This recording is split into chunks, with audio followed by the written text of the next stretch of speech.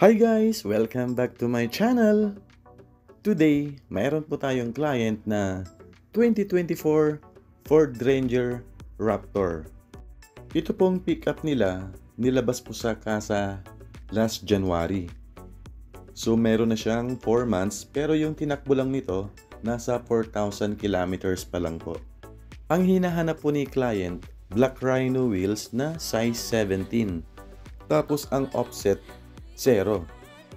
Tapos ang gagamitin nating gulong, itong stock po niya na BF Goodrich KO2 size 285/70 R17.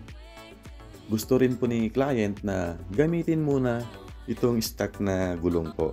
Kasi bago pa to at syempre BFG po yung gulong. So tara, samahan niyo po ulit ako.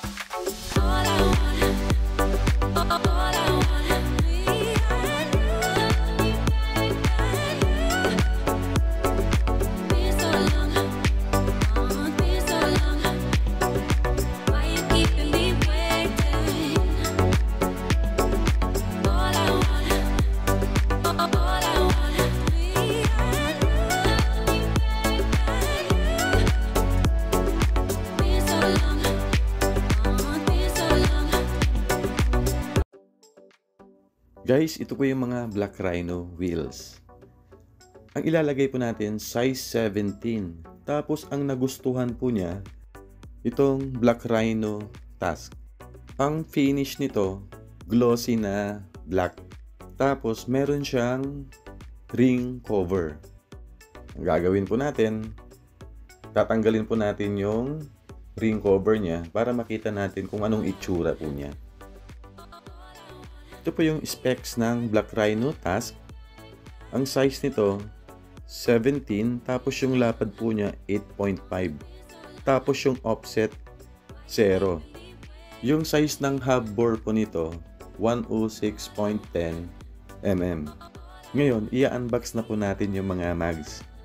Ang price pala nito nasa 58,000 po yung apat. Medyo mas mahal siya ng 4,000 kumpara sa mga ibang design ni Black Rhino, kasi itong Black Rhino Tusk meron siyang ring cover. So ito na po yung mags. Ngayon meron siyang ring cover, so tatanggalin po natin yan para makita naman natin yung itsura niya pag wala siyang ring cover.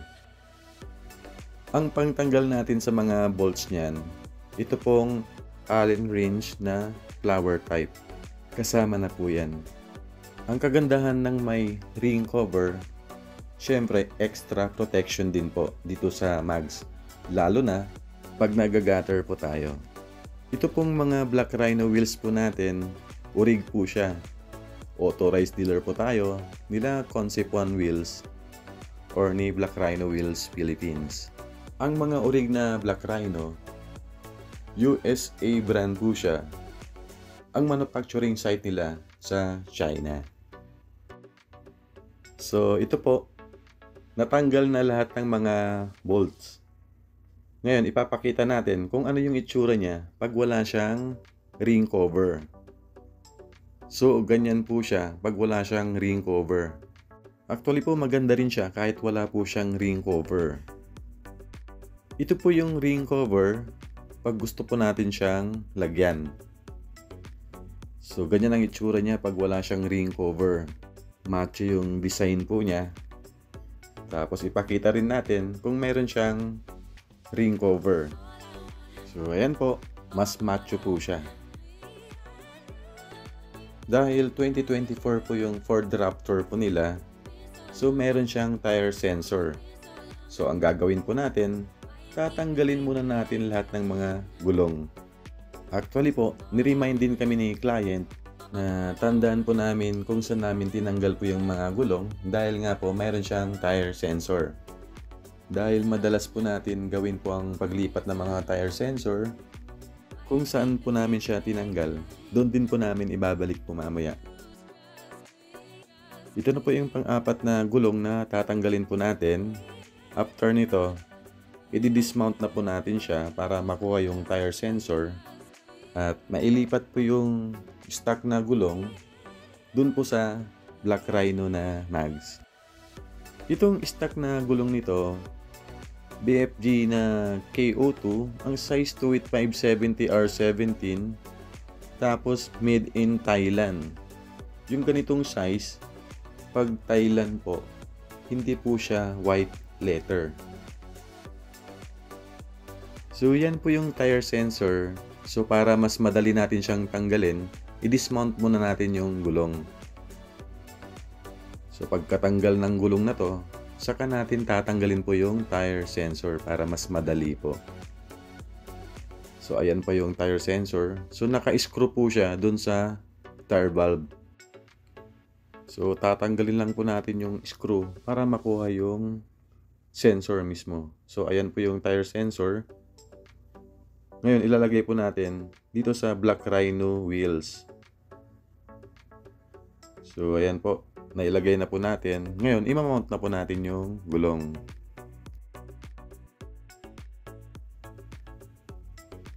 So, ayan po yung stock ng Raptor BF Goodrich na KO2 28570R17.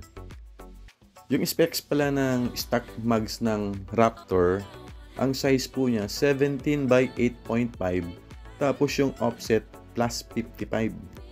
Ngayon, kung gagamit po tayo ng same size Black Rhino Task na 17 by 8.5 pero yung offset 0, ang difference ng offset from stock to Black Rhino plus 55 mm. So pag kinonvert po natin siya sa inches, almost 2.2 inches din po siya. So from stock wheels na pasok sa fender, pag gumamit tayo ng offset 0, lalabas po siya ng 1 inch from fender. Dahil yung mags na ilalagay po natin, lalabas po siya ng 1 inch, check po natin dito sa mudguard kung sumasayad po siya. Dito naman sa bumper, malayo po dyan, hindi po dyan sasayad. So ang sisilipin natin, yung mudguard po mamaya. Ngayon, ikakabit na po natin yung mga gulong. So, unahin po natin dito sa may bandang harapan. Pag gumamit pala tayo ng aftermarket na mags, pag nag-size 18 po tayo, ang size na ilalagay po natin dyan, 28565R18. Tapos pag size 20 naman po, ang size na ilalagay po natin, 28555R20. Tapos pag size 22 naman, 30545R22. Ito po, na-install na po natin lahat ng mga gulong. Ngayon, hihigpitan na lang po natin siya gamit yung torque wrench. Itong Black Rhino Task, meron siyang tatlong kulay. Itong gloss black, meron din siyang gunmetal, at olive drab green. Kung ayaw nyo naman na lumabas yung gulong, ang offset na hahanapin po nyo, yung offset na plus 32, meron sa Black Rhino po yan. Halos pantay po siya sa fender. Tapos yung offset plus 20, lalabas po siya ng konti sa fender, siguro mga half inch po. Ngayon, i-check natin kung sumasayad po yung gulong. Pag full turn, dumikit po siya dito sa mudguard. So, kailangan natin pong i-adjust yung mudguard para hindi po siya sumayad. Dito naman po sa bumper, malayo po, wala po siyang sayad. Ngayon, ang i-adjust po natin, dito lang sa may bandang kaliwa, sa may driver side. Doon po kasi sa kanan, hindi po sumasayad yung gulong sa mudguard. Kaya kung mag-check kayo ng gulong kung sasayad ba yung gulong na nilagay natin, mas maganda i-check nyo po parehas dito sa may bandang kaliwa at doon po sa kanan. Kasi madalas sa may driver side, medyo mas maliit po yung wheel clearance. Ito po, ibabalik na po natin yung mudguard dahil na-adjust na po siya. Ngayon, i-check po natin siya kung sumasayad po yung gulong. Ito po, pag full turn, so hindi na siya sumasayad, so mayroon na siyang clearance.